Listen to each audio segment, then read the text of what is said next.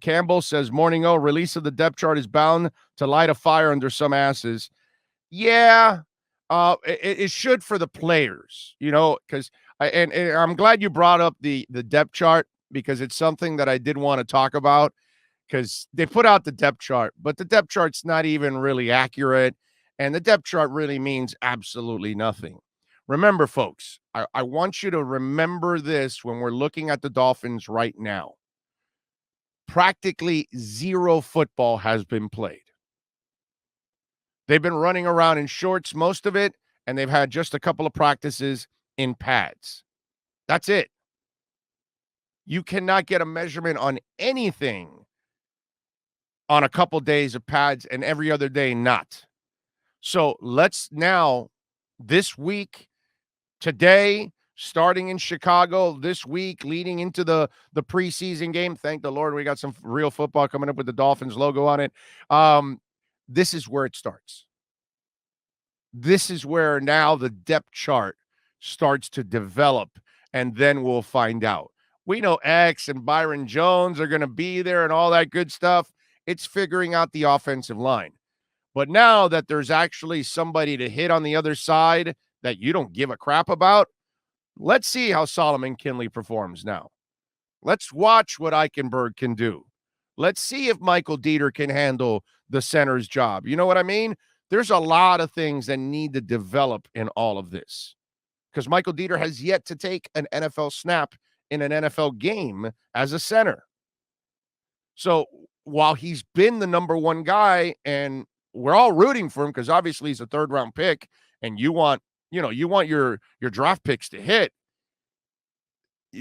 we have to slow our roll down and we have to just and you know what, Sean, you nailed it. You nailed it.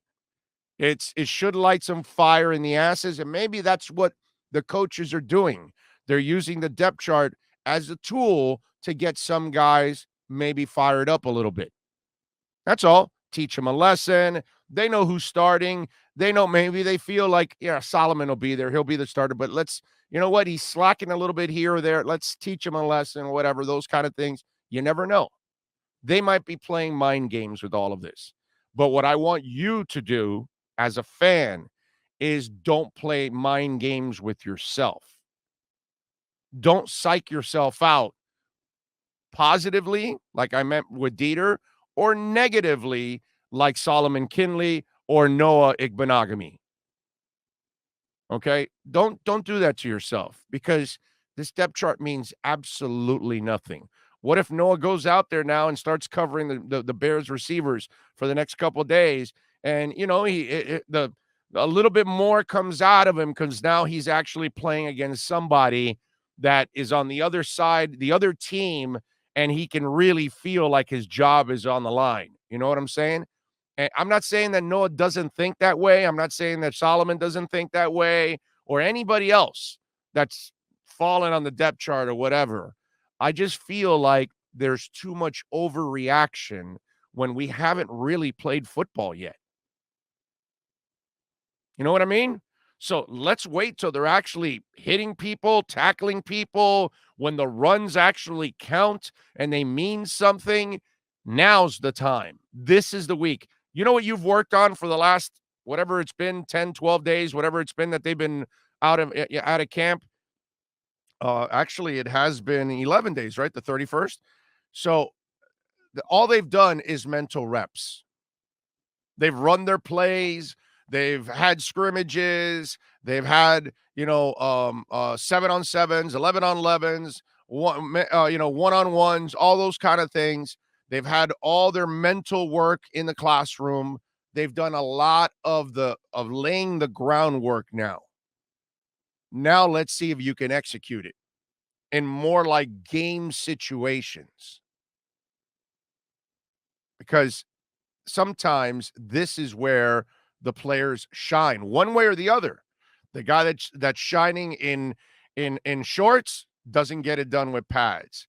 Sometimes the guy that's kind of lackadaisical in shorts, fire lit up in pads. You know what I mean? I've watched it all. And so let's wait. Let's give this a couple of weeks before we start saying, oh my God, what's going on with Solomon Kinley? Oh, can Noah find his way? Take it easy. Okay. Take it easy. And again, I will remind you that if what's going on with Michael Dieter is true, and it does come to fruition, and he becomes the starting center, and he does play well, remember, it took him to his third year to figure it out. Okay? So if that's the case, it's a great example that shows you that you need to give players time to develop and kind of figure things out and get the consistency and figure out how to prepare their bodies and figure out how they've got to prepare mentally on a consistent basis and also learn how to erase the good plays and the bad plays. So when you had a great play, who gives a crap? It's the next play. Forget about that one. It's not going to help you on the next one. Forget about you dropping the pass or missing the block. It's not going to help you on the next one. Sometimes it rolls over with some of these young guys, and they've got to learn to have that kind of memory. So all these kind of things they've got to learn and they've got to figure out. And some of them have it already when they get here. Some of them don't. It is what it is. But I just want you guys to understand very little to no football has actually been played. So what they've been doing is not real football yet. That's why when I go to camp and I see what they're doing, it's like, this is completely different than what I was used to. You know what I mean? I was used to like from the first day, from the first moment, the first thing they did when they hit the practice field was inside drill. You know what I mean? That's how Jimmy wanted to get things started, with inside drill. All right, this is how we break it right here. Here's how we break the ice and get camp going. Inside drill. Let's find out where everybody is right away. And you were able to do that. They don't do those kind of things now. So now we have to wait for these kind of situations. And that's why I'm a huge fan of I become a bigger fan of Flo every month, pretty much, that he's been here, because he does something again that, I love. And this offseason, this preseason, he's got 2 practices against 2 different teams besides the preseason games. So in my eyes, you've got about 5 games to prepare for the regular season. They're giving their guys a real good opportunity to find out about them and for them to figure out who's who and who to start. You know what I mean? So again, let's slow the roll and let's not overreact too much on what's going on in with the depth chart. It's just not smart.